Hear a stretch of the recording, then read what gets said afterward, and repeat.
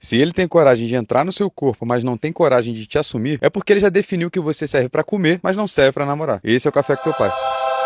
A verdade é simples. Homem escolhe a mulher que ele vai namorar pelo valor que ele vê nela, não pelo que ela entrega. Então, não adianta você fazer tudo por ele antes de vocês terem algo. Não adianta você entregar seu corpo, fazer favores e agir como namorada. Porque se você faz tudo isso por ele, sem que ele precise assumir um compromisso sério com você, ele vai chegar a você como apenas mais uma. Alguém que oferece tudo pra qualquer cara por aí. E o homem gosta de conquistar as coisas, daquilo que ele ganha por merecimento. O que você acha que tem mais valor pra alguém? O carro que ele precisou juntar dinheiro pra comprar ou o que ele ganhou do pai dele? Entendeu? O cara precisa sentir que está te conquistando aos poucos, que você não entrega nada de bandeja e que ele precisa se esforçar pra ter você. Enquanto você não aprender isso, vai continuar sendo marmita de malandro. No dia 6 de maio eu vou fazer a imersão Fim da Ficada. São 3 horas de conteúdo e lá eu vou te ensinar como fazer o cara enxergar valor em você e nunca mais te manter como ficante. Então aproveita e se inscreve no link da bio. De nada.